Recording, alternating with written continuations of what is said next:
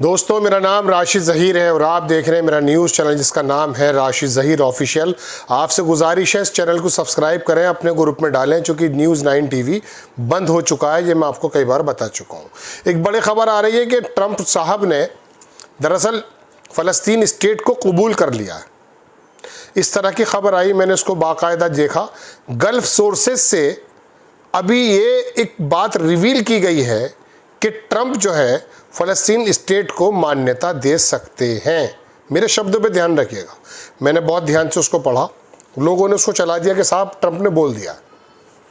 Sources बहुत ज़बरदस्त हैं और इसराइल का अखबार जो है यरूशलेम पोस्ट, उसने इसको छापा है। लेकिन मैं बाकायदा उसमें जो गल्फ़ के जो लोग हैं उनके वक्तव्य को मैंने पढ़ा, तो टोटल मिलाकर के बात यह है कि जिस तरह से विटकॉफ इसराइल को दबा रहे हैं, प्रेशर कर रहे हैं कि आप बिल्कुल बंद कर दीजिए, उससे बात महसूस होती है ट्रंप ने कुछ इशारा दिया भी है। संभव है ये हो जाए, लेकिन अभी ट्रंप के मुंह से शब्द निकल गए हैं, किसी इंटरव्यूज़ में कहा है, किसी जगह लिखा, ऐसा नहीं है। अलबत्ता उनकी तरफ से इशारे इस बात के आए हैं और ये बहुत बड़ी खबर है। इसके मद्देनज़र बात यह है दोस्तों, ट्रंप के बारे में मैं आपको बहुत पहले बता चुका, एक बड़े बिजनेसमैन हैं और वो अमेरिका फर्स्ट और अमेरिका के फ़ायदे के मद्देनज़र, अपने फ़ायदे के मद्देनज़र ही तमाम काम कर रहे हैं। लेकिन एक थ्योरी ये भी आई है कि ईरान के संबंध में जो उनकी न्यूक्लियर टॉक्स होनी है, किसी मुसन्निफ़ ने लिखा, मैं आपको दिखाऊंगा, कि दरअसल अमेरिका की एक टैक्टिक्स ये रही है कि जब वो किसी मुल्क पर हमला करना चाहता है, उससे पहले वो किसी और मुल्क से दोस्ती का हाथ बढ़ाता है या फिर दबाव डालता है। ये तमाम बात नहीं की। उसने कहा हो सकता है ईरान से युद्ध से पहले, युद्ध करने से पहले वो सऊदी अरब वगैरह को और ये जो फ़लस्तीन स्टेट को मान्यता देने की बात है, इसके मद्देनज़र कोई बात वो कर रहा हो। देखिए, इसमें तो कोई दो राय नहीं कि जब से ट्रंप आए हैं तब से उनके बारे में दुनिया का कोई मुसन्निफ़ ये बात नहीं कह सकता है कि वो अगले पल क्या बोल दें। मैं शुरुआत से ही ये कहता था आपसे कि ये जंगों का मुखालिफ व्यक्ति है, इसमें कोई दो राय नहीं है। कुछ किया भी है, लेकिन इसको एक सेकंड नहीं लगता है पीछे हटने में। हूतीस पर कितने बड़े हमले हुए, लगभग 1000 मिलियन यानी कि बिलियन के करीब, $950 मिलियन, पता नहीं कितना पैसा खर्च हो गया, लेकिन चंद मिनट लगे उसको समझौता करने में। इसराइल अवाक रह गया। तो कहने का मतलब यह है दोस्तों कि ये खबर आई ज़रूर है और ये गल्फ़ सोर्सेज से बड़ी मजबूत भी खबर है, लेकिन ट्रंप ने अपने मुंह से ये कहा हो, ये अभी कहीं नहीं लिखा है। इसमें इसराइल की चाल भी हो सकती है, क्योंकि ये इसराइल का यरूशलेम पोस्ट है। मैं इनकी खबरें मजबूरी में देखता हूँ, अदरवाइज़ मैं इसके प्रोपेगेंडे पे जाता नहीं हूँ। हूतीज़ का एक हमला और बताया जा रहा है जो इसराइल पर कर दिया उसने, मिसाइल हमला है। और इसके अलावा जो ट्रंप का विटकॉफ और तमाम जो चीज़ें रीजन में चल रही हैं, कुछ खबरें हैं, ज़्यादा नहीं हैं, आप मेरे साथ बने रहिए। देखिए, मैंने परसों खबर बनाई थी, मैं बहुत एहतियात रख रहा हूँ, उसके बावजूद भी यूट्यूब पता नहीं मुझे ढूंढ करके मेरी खबरों को जो है थोड़ा सा रिस्ट्रिक्ट, एक खबर उसने रिमूव कर दी है, स्ट्राइक भी दे दी इस चैनल पर भी। अब मैं समझ नहीं पाता हूँ, तो बहरहाल आप जो है ना, बस ये समझ लिया कीजिए, अगर मैं टाइटल में बहुत सादे भी लिखने लगूँ कि बस ये इंपॉर्टेंट खबरें, देख लिया कीजिएगा। देखिए दोस्तों, खबर पहले मैं बताता हूँ कि यूएस जो है प्रेशर कर रहा है इसराइल को फॉर गाज़ा डील पर। विटकॉफ इसराइली रिबक लीक्ड, ये मैं आपको परसों भी बता चुका था। खबर ये अब आई है कि विटकॉफ की जो बात है उसको जानबूझ के उसने रिवील कर दिया, मतलब लीक करा दी अपनी बात। जो सीसी हैं इजिप्ट के, उनकी मुलाकात जो पुतिन से हुई है जो विक्ट्री डे पर, उन्होंने बड़ी आपस में ताल्लुकात गांठे हैं। ये इजिप्ट और सिर्फ इसराइल है जो अमेरिका से फ़िलहाल ऐड ले रहा है, वरना ट्रंप साहब ने सबकी ऐड लगभग बंद कर दी है। नेतन्याहू के बारे में खबर आई है कि अर्ली इलेक्शन, वो इलेक्शन से पहले अपनी जो उसकी एक काबीना बनी हुई है उसको वो डिसमिस कर सकता है। आगे देखें, US aggression against Yemen exceeded 1 billion, 1 billion से ज़्यादा खर्च हो चुका है दरअसल इसराइल का सिर्फ जो है यमन पर। अब मैं आपको वो दिखाता हूँ।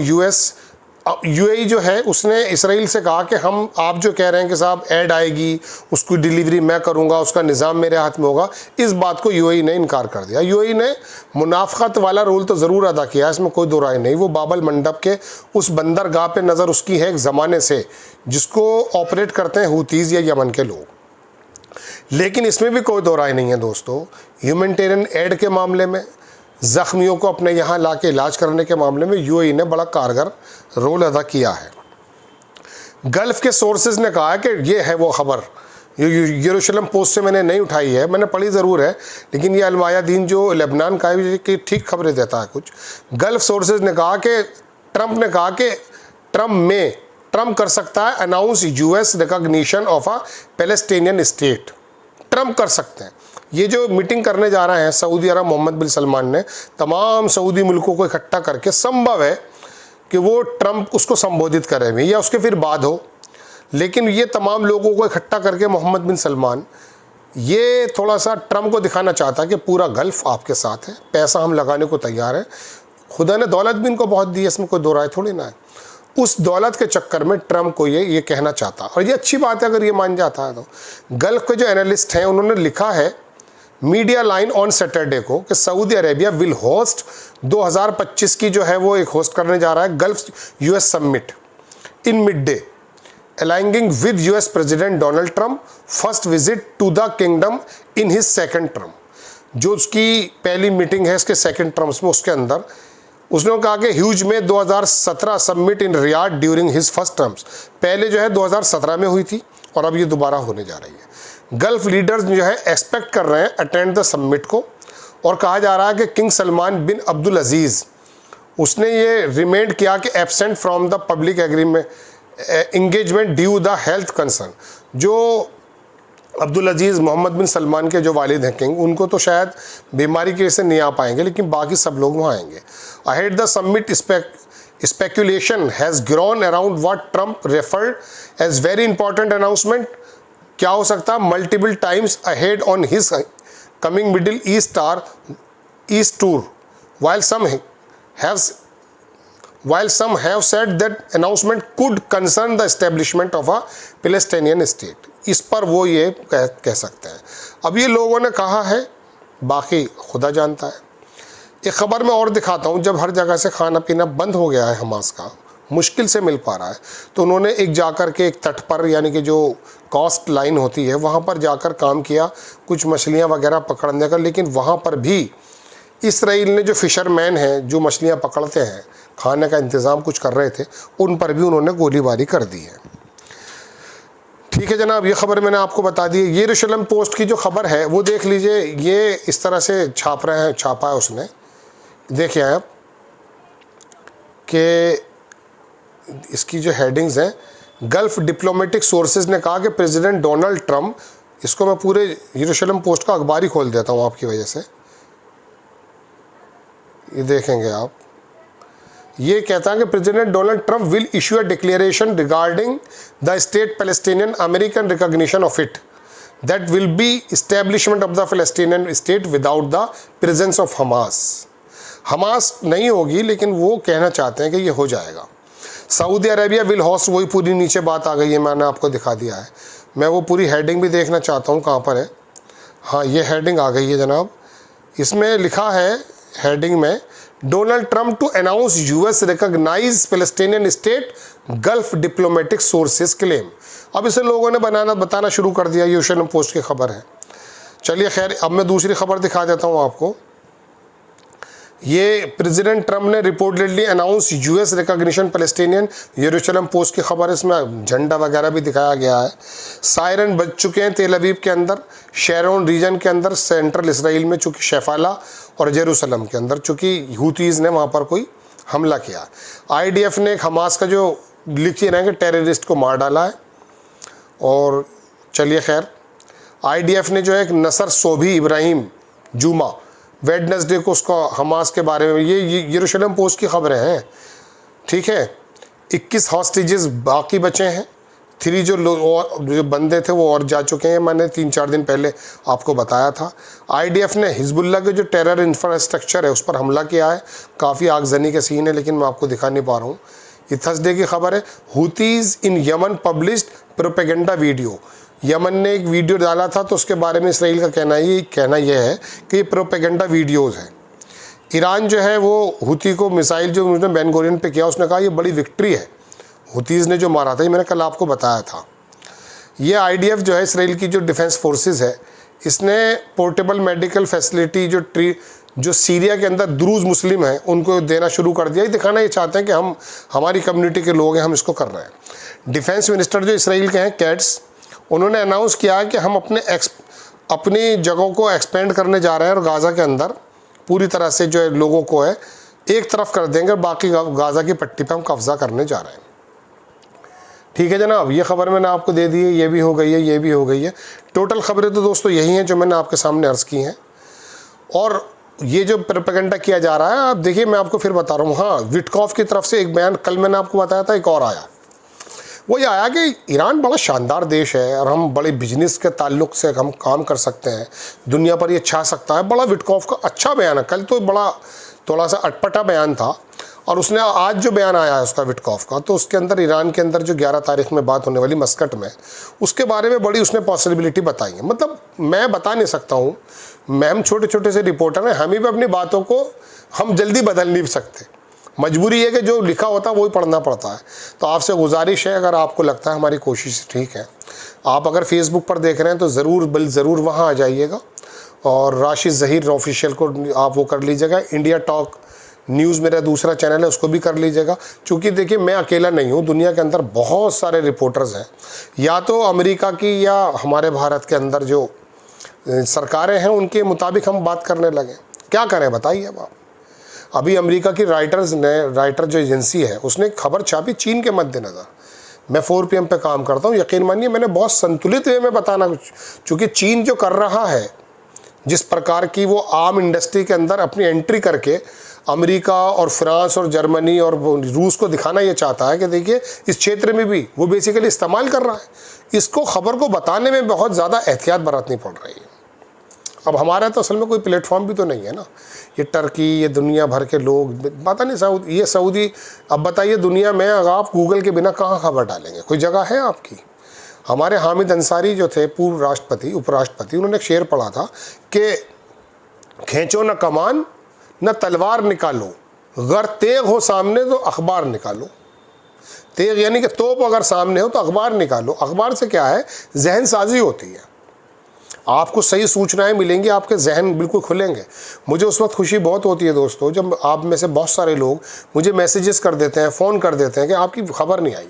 तो मुझे लगता है कि मुझे ऐसे टूटे फूटे आदमी की भी खबर इतनी ध्यान से, वजह उसकी ये है कि मैं कोई टीवी पे बैठा हुआ एंकर की तरह बात नहीं करता हूँ आपसे। मैं आप ही के बीच का एक इंसान हूँ। मैं वही बातें रखना चाहता हूँ जो मैं पढ़ता हूँ, जो लिखता हूँ, जो समझ है। सारी बातें मेरी सही नहीं हो सकती, मेरी समझ सही नहीं हो सकती। मैं आप कई जगह मुझे टोक भी देते हैं, बहुत से लोग बताते भी हैं, मैं उनका शुक्रगुजार हूँ। तो दोस्तों बात यह है कि ये जो चीज़ है ना, ये प्लेटफॉर्म जहन साजी के लिए है। मैं आपसे सिर्फ ये अर्ज़ करना चाहता हूँ कि आप है ना, खबर चाहे कोई सी भी हो, मैं भारत की खबर डालूं, भारत की खबर बहुत कम देखते हैं आप। जबकि अब मुझे चैनल का तकाजा यह है कि मैं इसराइल और इसकी खबरें डाल रहा हूं। मुझे मेरे एडिटर्स कह रहे हैं कि कुछ खबरें आप हिंदुस्तान की डालिए, वो आप लोग देखते नहीं हैं। और यूट्यूब का जो एल्गोरिदम है वो उसको स्प्रेड भी नहीं करता है। आप ढूंढ करके, राशिद ज़हीर सुबह 10 बजे डलती है, शाम को डलती है। इंशाल्लाह मैं कोशिश करूँगा, नहीं डलती तो आप ढूंढ करके बार बार आइए उस पर। अगर आपको स्क्रॉलिंग में आप तो यूँ चलते चले जाते हैं, ये नहीं, चंद लोग आप तय कर लीजिए, 10, 20, 50 लोग, उनको आप ढूंढ करके सर्च करके देखा कीजिए पूरा वीडियो। देखिए, जहन साजी ज़रूरी है, समझना ज़रूरी है। हम जो भी हम मेहनत करते हैं उसकी एक बात अलग है, लेकिन ये तकाजा है। फिर उसको आप लोग अपने ग्रुप पर डालिए और सुनिए कि भाई ये बात आगे कही है, क्योंकि जानकारी होगी। देखिए, आपको मैं एक बात और बताऊँ, इल्म जो है ना वो अमल का इमाम है। जानेंगे अल्लाह को तभी तो नमाज़ पढ़ेंगे। नमाज पढ़ के अल्लाह को जानोगे ये एक अलग बात है, लेकिन पहले आपने माना है, पहले आपने जाना है कि मेरा रब मुझसे चाहता क्या है। जाना है, इल्म का मतलब जानना। आप जानेंगे तभी तो मानेंगे। तो ये अब तभी अमल भी करेंगे। भाई आप जानेंगे कि नमाज से अल्लाह ताला राज़ी होते हैं, ये जाना ना आपने, तभी तो आप नमाज़ पढ़ते हैं। तो जानना बहुत ज़रूरी है। और मोमिन की पहचान बताइए जो दुनिया और आखिरत से बाखबर हो। इन्वॉल्व इतना नहीं होना चाहिए, अरे मैं मर गया, अरे मैं पिट गया। आज मेरा बेटा आया, उसने आकर कहा पापा वो स्ट्राइक आ गई। मैंने कोई बात नहीं बेटा, अल्लाह की जो मर्ज़ी हुई। मैं खुदा की कसम खा के कहता हूँ, ये जो हदीस है ना कि पूरी दुनिया के इंसान मिल करके किसी को फ़ायदा नहीं पहुँचा सकते बशर्ते जब तक अल्लाह ना चाहें। और तमाम दुनिया की ताकतें मिलकर किसी को नुकसान नहीं पहुंचा सकती जब तक अल्लाह ना चाहे। हो ही नहीं सकता, होना तो तय है, बस आपके जो अमल हैं उनको उनके ऊपर थोड़ा सा मुनहमिक है। अल्लाह ताला ने आपको थोड़ा सा मुकल्लफ बनाया, मुझे थोड़ा सा मुकल्लफ बनाया है। नमाज का वक्त है, मुझे अल्लाह ने मुकल्लफ बनाया, मैं चला जाऊंगा नमाज को। तौफीक अल्लाह की तरफ से मिलती है, कोशिश तो कर, कोशिश करनी की, इसी के लिए अल्लाह ताला ने अजर रखा है। एक आदमी हमारे साथ थे कुछ दिनों, जिस दिन सुबह में हज को जा रहे थे उस दिन सुबह को उनको हार्ट अटैक आ गया। कुछ साल पुरानी बात है। मैंने एक साहब से पूछा, कह रहे वो इंशाल्लाह वो तो तय हो चुका है, नियतों पर फैसले है ना, वो जहाज़ में नहीं बैठे हैं, हाँ निकल रहे थे अपने घर से, हार्ट अटैक हो गया था उनको।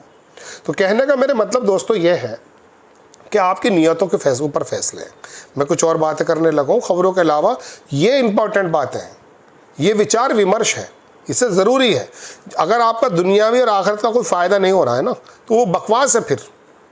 चलिए बहुत लंबी बात हो गई, आपसे गुजारिश है चैनल को आगे बढ़ाएं इंशाल्लाह नेक्स्ट टाइम। अच्छा दूसरी बात, आप फेसबुक पर इस पर चलते हैं तो सब्सक्राइब कर लीजिएगा और स्क्रॉलिंग मत कीजिए, आप ढूंढिए @राशिद ज़हीर ऑफिशियल, ढूंढिए आप, जो भी आप रवीश कुमार को सुनते हैं, किसी को भी सुनते हैं आप, ध्रुव राठी को सुनते हैं आप, सुनिए आप, वो जानकारी दे रहे हैं आपको। मौलाना इसरार को ज़रूर सुनिए, मौलाना साद को ज़रूर सुनिए, मुफ्ती जस्टिस तकी उस्मानी को ज़रूर सुनिए, आप सुनिए 15-20। अगर आप कह रहे हैं भाई मैं बेचैन हूँ, होता है आज ये मरहले जो दुनिया के हैं, आप, मैं एक नुस्खा बताऊँ आपको, आप मेरे ये नुस्खा आजमाया हुआ है और कर लीजिएगा।